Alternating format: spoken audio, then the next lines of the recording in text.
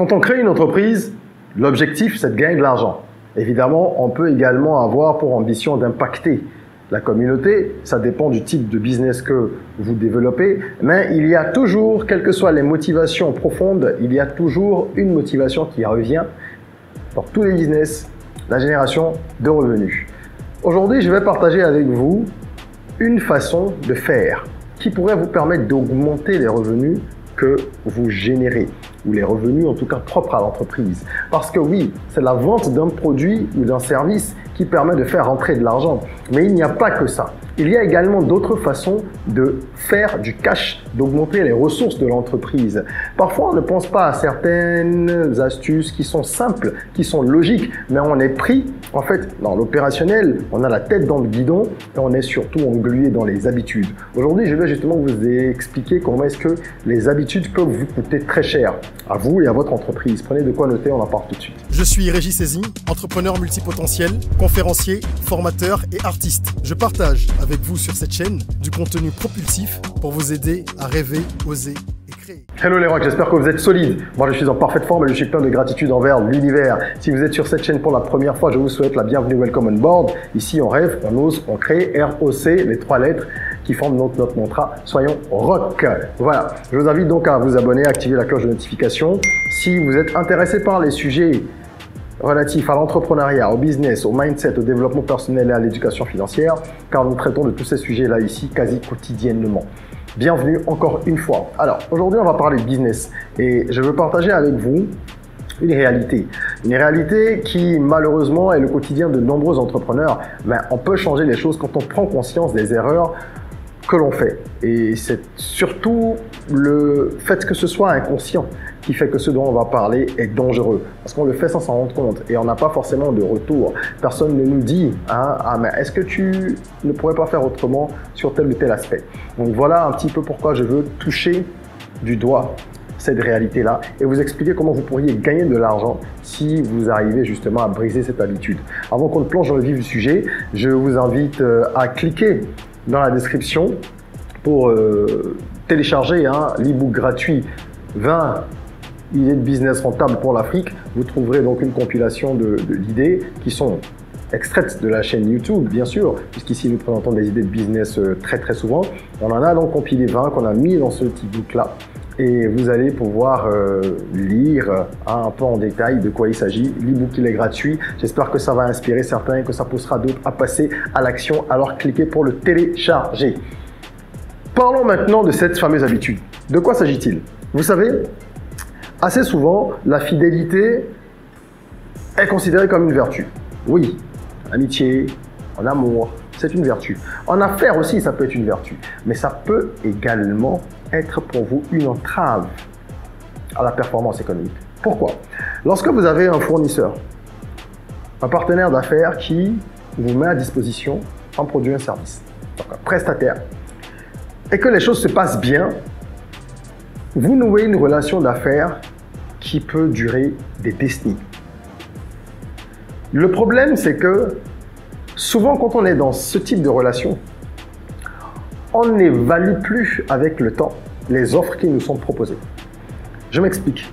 Vous avez un prestataire de service chez qui vous achetez, tout ce qui est bureautique depuis 1 ou 2 années. Ça se passe assez bien. Au fur et à mesure que votre entreprise grandit, vous avez des besoins qui grandissent aussi et vous avez besoin non seulement d'une plus grande variété d'articles, mais de quantités plus importantes. Vous allez continuer à vous approvisionner chez ce prestataire parce que tout se passe bien et que surtout, il y a un principe aussi de fidélité, de loyauté en affaires. Lorsque les choses se passent bien, on développe même parfois des liens amicaux au-delà du travail avec des partenaires. Le problème, c'est que vous n'êtes pas certain, et ça, on ne s'en rend pas compte. Je suis sûr que ceux qui sont en affaires et qui me suivent sont d'accord avec moi sur ce point. On ne se rend pas forcément compte des coûts qui peuvent être plus élevés qu'ailleurs. Parce qu'on ne prend plus la peine de comparer, et c'est un des mots-clés de cette vidéo, on ne prend plus la peine de comparer les offres de notre prestataire habituel, historique, d'accord, avec celles qui sont disponibles sur le marché. On ne vérifie plus les prix de la concurrence et on se dit, bah écoute, j'ai besoin de 25 cartouches d'encre pour les imprimantes, acheter chez Jean-Paul, il en a, non? Oui, achetez chez lui. Parce que Jean-Paul, ben, on bosse avec lui depuis 1000 ans. Jean-Paul, c'était peut-être un ami au départ qui est devenu un prestataire, ou c'est l'inverse, un prestataire qui est devenu un ami. Et on fait directement avec lui. Parfois, on lui dit, allez, fais-moi une réduction. Et puis Jean-Paul fait une réduction ou un semblant de réduction. Et on avance. Jusqu'au jour où, et c'est rare en plus, parfois on se rend compte en tombant sur une offre ailleurs ou parce que quelqu'un vient nous proposer le même type de service, on envoie juste un courrier, ben, on se rend compte qu'on payait plus cher depuis X ans. Parce que oui, Jean-Paul, il est peut-être moins loyal que vous.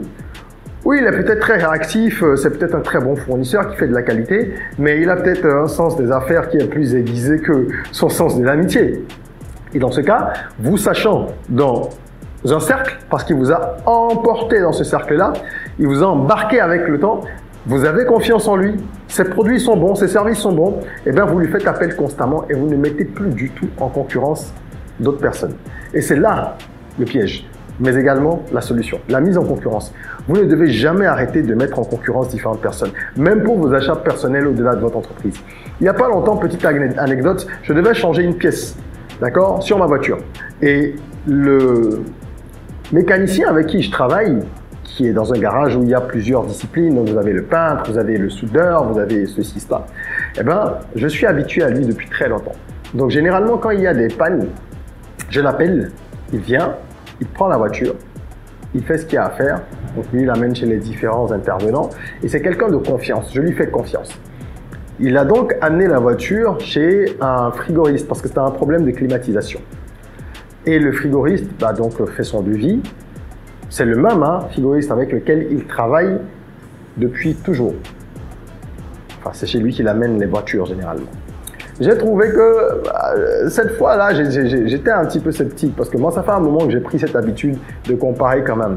Et parfois, même quand c'est une panne de voiture, ben, je regarde en ligne parce que j'ai un petit appareil là qui permet de détecter les pannes qui ne sont pas des pannes graves. Ça vous donne un code. Et puis, en ligne, je cherche, je regarde le prix de certaines pièces, le prix neuf.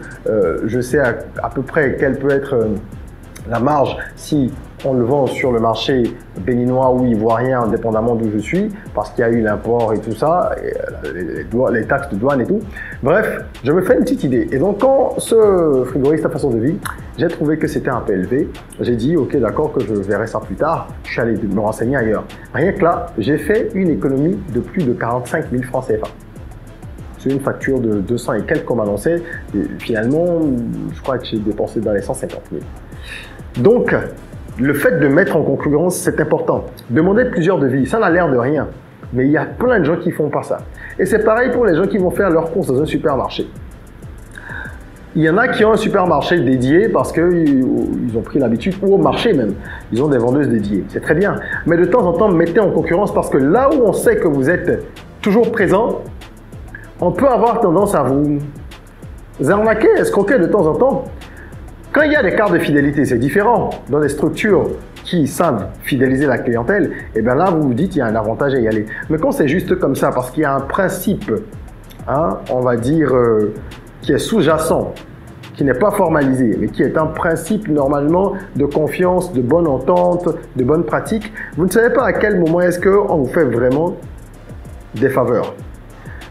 En comparant des devis, en demandant à votre peintre ou à votre vitrier de vous faire un devis et en prenant un devis ailleurs, vous avez la certitude que votre vitrier vous fera un meilleur prix. Ce n'est pas forcément pour se débarrasser de quelqu'un avec qui on travaille depuis longtemps. On n'a aucun intérêt à le faire parce qu'il nous connaît déjà, il connaît nos exigences, il sait comment on aime que le travail soit fait. Mais lorsque vous allez lui dire « Ah mais tiens, tu m'as parlé de 65 000. Ah, moi j'ai trouvé ça à 55 000 quelque part. » Vous verrez qu'assez souvent, cette personne vous dira « Ah oui, bon, on peut voir, mais c'est que vraiment, et vous obtiendrez finalement le montant, enfin le prix auquel vous voulez acheter le service, ben vous allez finir par obtenir qu'il vous concède ce prix-là. Donc, il faut mettre en concurrence pour s'assurer déjà que les gens restent honnêtes avec vous et qu'avec le temps, ils ne prennent pas trop de largesse, trop d'habitude. Ça arrive très fréquemment, ça. Les gens sont un peu corrects au début, vous faites des impressions chez quelqu'un, il fait des tarifs cool. Avec le temps, il commence à augmenter les tarifs insidieusement, surtout quand les volumes sont importants, pour que vous ne vous en rendiez pas compte. Ou alors, il garde les mêmes tarifs, mais il fait moins de qualité. Moi, j'ai déjà vécu ça. Donc, un imprimeur qui va garder les tarifs pour que vous puissiez continuer à lui commander des choses, mais au lieu de livrer, par exemple, 3000 exemplaires, d'un document que vous avez fait imprimer, il va vous en livrer 2880, quelque chose comme ça. Bon, le problème, c'est que si vous tombez sur des gens comme moi, vous êtes mal barré. Parce que moi, avec mes équipes, je demande que les choses soient contrôlées, toujours. Et en fait, si vous voulez gagner de l'argent, vous n'êtes pas tenu de vendre uniquement. Vous êtes également tenu de faire des économies à votre entreprise. Et c'est de ça que je voulais vous parler. Vous devez comprendre que à chaque fois que vous mettez les gens en concurrence, c'est une possibilité pour vous de gagner de l'argent. C'est une possibilité de conserver des ressources dans l'entreprise pour un usage autre. Pour donc travailler sur votre croissance, travailler à améliorer vos produits, etc., etc. Faites cela régulièrement. Et vous devez faire donc une réévaluation périodique des prix. Les contrats que vous avez avec des prestataires, une fois par an ou 2 fois par an, ça dépend de la taille de l'entreprise et de vos procédures internes. Il faut repasser ces contrats-là au paye fin pour vous assurer que les prix qui sont mentionnés sont toujours des prix compétitifs sur le marché et que vous êtes gagnant, vous n'êtes pas perdant ou, dans le pire des cas, que vous n'êtes pas perdant, même si vous n'êtes pas gagnant. C'est-à-dire, vous n'avez peut-être pas obtenu le meilleur prix possible, mais vous n'avez pas obtenu non plus un prix qui vous défavorise au regard de ce qui est possible sur le marché sur lequel vous évoluez. Et ça, c'est important d'intégrer ça dans les tâches que l'on doit accomplir périodiquement. Ça fait partie de la gestion et de l'optimisation des ressources d'une entreprise. Donc il faut cultiver vraiment la culture de l'optimisation des ressources. C'est très important. Cultiver cette habitude-là, optimiser les coûts autant que possible et donc développer ses capacités à négocier aussi. Comment vous négociez? Même avec un fournisseur ou un prestataire historique, à des moments donnés, vous dites, écoute, actuellement j'ai des difficultés, donc j'ai besoin que tu fasses un effort. Ça doit être un atout pour vous, pour tirer justement sur la corde. Et non pas devenir un élastique que l'autre a entre les mains et tantôt il vous envoie là, il vous envoie balader ici avec ses prix. Non. Vous devez tirer parti de ça et impliquer vos prestataires dans le processus de croissance qu'est le vôtre. Quand c'est dur pour vous, ils doivent le comprendre. Moi, j'ai déjà obtenu des réductions de loyer pour des locaux que j'avais à un moment donné parce que l'entreprise en question avait des difficultés. Et on a échangé avec notre propriétaire, on a toujours été rigoureux pendant des années. On a dit clairement, il faut faire un effort pour nous, s'il vous plaît, parce que sinon, on va devoir partir. Et il faut dire les choses clairement. Ce n'est pas du chantage, c'est de la négociation. D'accord? Donc, vous devez apprendre à optimiser chaque coût, chaque ligne, autant que possible, parce que c'est votre entreprise qui en sortira toujours gagnante. Et donc vous-même, vous et vos associés, vos actionnaires, si vous en avez, ça vous permet donc de pouvoir avoir plus de liquidité, plus de ressources disponibles, de consacrer ces ressources-là à autre chose. On ne se rend pas compte, mais 1500 francs sur une cartouche d'encre, je dis n'importe quoi, ça n'a l'air de rien, n'est-ce pas? Ok. Si vous achetez 10 cartouches d'encre par mois, ça fait combien? 15 000. Sur l'année, ça fait quoi? 180 000. Ok, vous commencez à comprendre.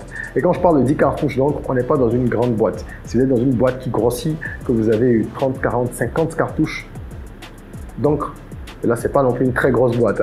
C'est pour vous donner un ordre d'idée. Vous voyez un peu ce que ça fait?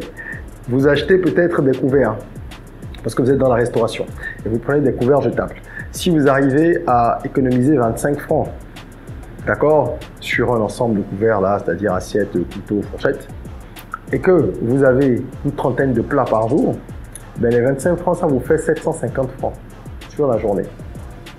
Et là, vous n'avez que 30 couverts que vous servez. Je dis que parce qu'il y a beaucoup de gens qui servent beaucoup plus que ça, même dans la livraison de repas, des gens qui n'ont pas d'enseigne en fait, pas d'enseigne physique. Ok, 750 francs sur un mois, même si on considère 20 jours, ça fait 15 000. Et vous vendrez plus que 15 jours, n'est-ce pas? 20 jours, pardon. Là, je suis sur une moyenne à minima. Ces 15 000 francs, c'est le tiers ou le quart du SMIC selon les pays où vous êtes. Même si vous voulez le 5e. Donc, ça peut déjà contribuer à ça. À payer partiellement un nouveau collaborateur ou ça peut vous permettre de souscrire un forfait Internet pour faire votre forfait Internet pour faire de la pub de votre activité. Donc, il n'y a pas de petites économies dans le business. C'est ce que je voulais partager avec vous aujourd'hui. Je serais curieux d'avoir vos avis en commentaire. Est-ce que vous avez déjà vécu des situations où l'habitude vous a fait perdre de l'argent? Le fait d'être habitué à un prestataire, de laisser couler sans vérifier, sans contrôler, est-ce que ça vous a déjà fait perdre de l'argent? Ou est-ce qu'au contraire, les réflexes opposés vous ont permis de gagner de l'argent? Je serais curieux d'en savoir plus. Mettez votre témoignage ou votre avis en commentaire. C'est en échangeant qu'on s'enrichit les uns les autres, n'est-ce pas? Et abonnez-vous, n'oubliez pas de rejoindre la communauté. Mettez un petit like si vous avez aimé la vidéo, partagez-la pour que ça soit vraiment utile pour le maximum de personnes possible. Et en attendant qu'on se retrouve pour une nouvelle vidéo, n'oubliez pas, prenez soin de vous, mais aussi et surtout de votre corps, de votre mind. Rêvons, osons, créons, soyons rock.